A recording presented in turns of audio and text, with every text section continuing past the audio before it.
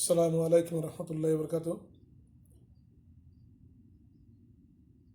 আপনারা ভালো থাকেন।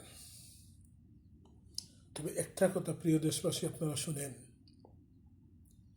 আল্লাহর কসম করে বলছি, আমার মন বলছে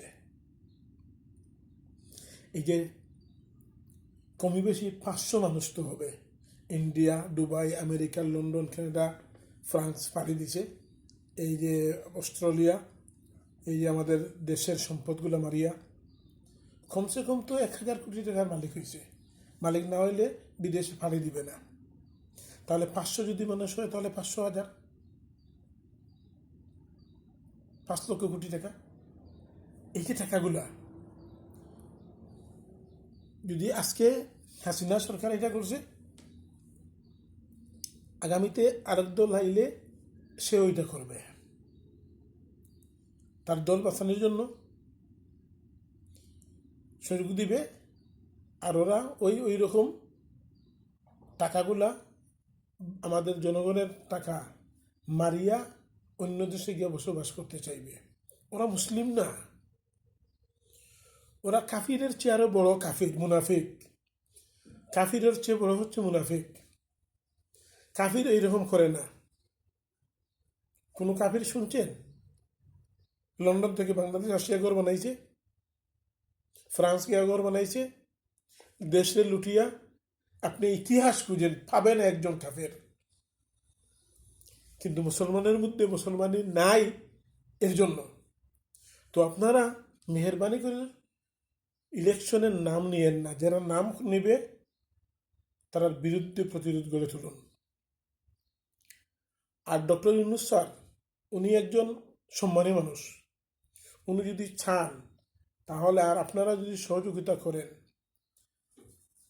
জনগণে, উনাকে যদি রাখেন গদ্দিতে, তাহলে উনি বাইরে যে টাকাগুলো নেওয়া হয়েছে, এই টাকাগুলো উনি আনিয়া দেশের কাজে লাগাইতে পারবেন ইনশাল্লাহ। ইনশাল্লাহুল আজিজ। আপনারা মেহরবানি করেন, মেহরবানি করেন, মেহরবানি করেন।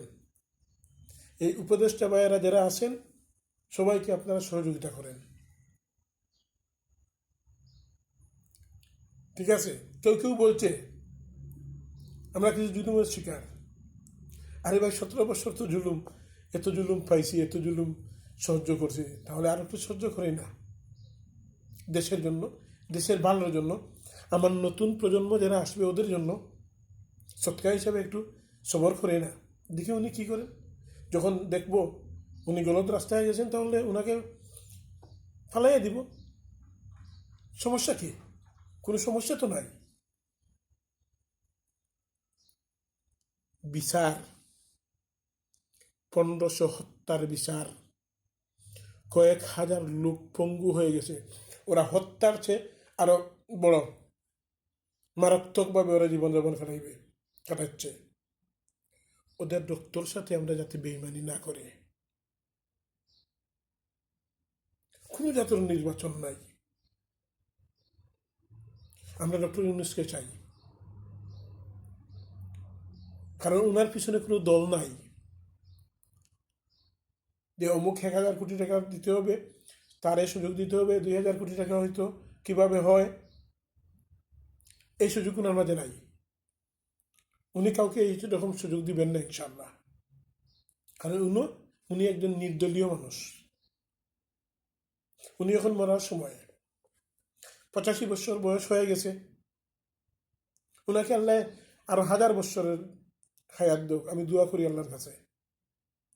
উনি আসছেন দেশের রক্ষা করার জন্য। যে সরকারও আসবে ইন্ডিয়ার দলাল হবে। আমরা ইন্ডিয়ার দলালই হতে চাই না। ইন্ডিয়া আমার বন্ধু থাকতে পারে, প্রতিবেশীর লোকে আমরা মিল মহব্বত থাকতে পারে, তার মধ্যে সমস্যা নাই। কিন্তু ইন্ডিয়ার মধ্যে আমাদের মুসলমান ভাইদের সিনার মধ্যে যে গুলি ছড়াইয়া লইছে হাসিনারে দিয়া বা ইন্ডিয়ান বাহিনীর দিয়া, বিবেক কোথায়? আল্লাহ তো বিবেক দিছে, জ্ঞান দিছে, বুদ্ধি দিছে না? পাগল তো না। অন্তত না, যা দেখছি